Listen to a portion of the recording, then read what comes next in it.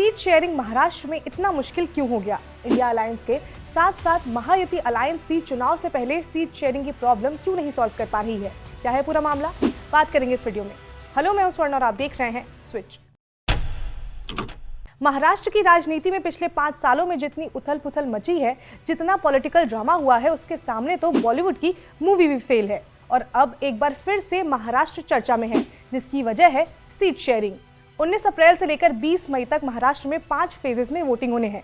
Lok Sabha election में अब काफी कम समय बचा हुआ है और अभी महाराष्ट्र में पक्ष हो या विपक्ष, दोनों का सीट को लेकर बातें जो है वो सॉर्ट नहीं हो पा रही हैं। इसमें सबसे पहले बात करते हैं महाविकास आघाड़ी की। तो महाराष्ट्र में इंडिया अलायंस की 2 बड़ी पार्टियां उद्धव ठाकरे की शिवसेना और कांग्रेस के बीच सीट शेयरिंग का मसला जो है वो हल नहीं हो रहा है। बात यहां तक आ गई कि एक मीडिया ऑर्गेनाइजेशन से बात करते हुए उद्धव ठाकरे ने ये तक कह दिया कि सीट शेयरिंग होगी, लेकिन अब 2029 में। मतलब अब इस पर क्या ही बोला जाए, है कि नहीं? लेकिन यहाँ सवाल ये आता है कि दोनों पार्टीज के बीच में सीट को लेकर कॉन्फ्लिक्ट क्यों हो रहा है? तो इस कॉन्फ्लिक्ट की वजह है सांगली सीट। मतलब सोचिए, एक सीट 2 पार्टियों के बीच कॉन्फ्लिक्ट पैदा कर सकता है। खैर, वापस आते हैं सांगली सीट पर। तो इस सीट से शिवसेना यूबीटी ने अपने कैंडिडेट का नाम घोषित किया, जिसके बाद कांग्रेस काफी ज्यादा नाराज हो गई, क्योंकि कांग्रेस इस सीट से चुनाव लड़ना चाहती थी।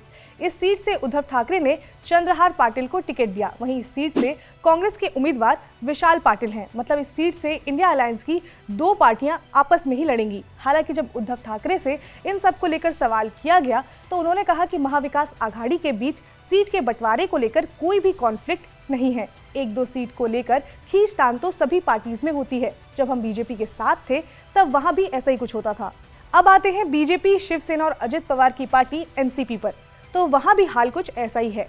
15 ऐसी सीट्स हैं जिनके उम्मीदवारों की घोषणा अभी तक नहीं हुई है। अभी तक अजित पवार की एनसीपी ने सिर्फ अजित पवार की पत्नी सुनेत्रा का नाम ही अनाउंस किया है, जो बारामती से चुनाव लड़ेंगी। इसके अलावा एकनाथ शिंदे ने अभी तक 8 लोगों को और एनडीए ने 24 सीटों की घोषणा की है। ऐसे में सवाल ये भी आ रहा है कि एनडीए इस साल अपना टारगेट जो 400 पार रखा हुआ है और उत्तर प्रदेश की 80 लोकसभा सीटों के बाद दूसरे बड़े राज्य महाराष्ट्र, जहां 48 लोकसभा सीटें हैं, वहां चुनाव से पहले सीटों का बंटवारा नहीं कर पा रही है। नासिक, सतारा, रत्नागिरी, सिंधुदुर्ग, थाने, उस्मानाबाद, पालघर एंड मुंबई साउथ, इन सीटों पर एनडीए को सीट बंटवारे को लेकर दिक्कतें आ रही हैं। अब यहाँ पर अगला सवाल ये आता है कि महाराष्ट्र में सीट शेयरिंग इतना बड़ा मुद्दा क्यों बन गया है? तो इसकी सबसे बड़ी वजह ये हो सकती है कि वहां पर उन पार्टियों ने हाथ मिलाया है जो सालों साल एक दूसरे के खिलाफ चुनाव लड़ रहे थे। लेकिन 5 सालों में 36 डिस्ट्रिक्ट, 48 लोकसभा सीट और 288 विधानसभा सीटों वाले महाराष्ट्र में पॉलिटिक्स का सारा इक्वेशन और डायनामिक्स ही बदल गया। जो पहले पराये थे वो अपने हो गए, लेकिन सीट को लेकर अपनापन शायद अभी तक पूरी तरह से नहीं आ पाया है। 2019 विधानसभा इलेक्शन के बाद तब के एनसीपी सुप्रीमो शरद पवार, उस समय के शिवसेना प्रेसिडेंट उद्धव ठाकरे और कांग्रेस ने मिलकर महाविकास आघाड़ी की सरकार बनाई थी। लेकिन फिर 2022 में शिवसेना 2 हिस्सों में बंट गई और एकनाथ शिंदे ने बीजेपी से हाथ मिला लिया। और फिर 2023 में एनसीपी 2 हिस्सों में बटी, जिसमें अजित पवार की एनसीपी ने बीजेपी के साथ गठबंधन कर लिया था। मतलब महाराष्ट्र की जनता को भी लग रहा होगा कि ये सब चल क्या रहा है। महाराष्ट्र में पॉलिटिकल पार्टीज ने पिछले 5 सालों में जितना परम्यूटेशन एंड कॉम्बिनेशन लगाया है, उतना पीएनसी तो मैंने पूरे 11th और 12th में नहीं पढ़ा। इससे पहले चुनाव की बात करें तो 2014 के लोकसभा चुनाव में बीजेपी ने 24 सीटों से चुनाव लड़ा था, जिसमें उन्हें 23 सीटों पर जीत मिली थी।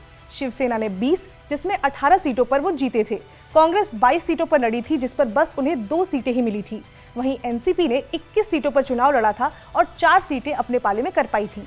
वहीं अगर हम 2019 के लोकसभा चुनाव की बात करें तो उसमें बीजेपी ने 23, शिवसेना ने 18, कांग्रेस ने 1 और एनसीपी ने 4 सीटों पर जीत हासिल की थी।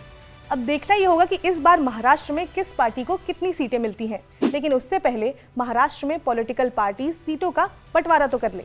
खैर, इस मामले में जो भी होगा हम आपको अपडेट देते रहेंगे। आप जुड़े रहिए स्विच के साथ। इसके साथ ही अगर आपको ये वीडियो पसंद आई हो तो लाइक करें, शेयर करें, सब्सक्राइब करें स्विच को।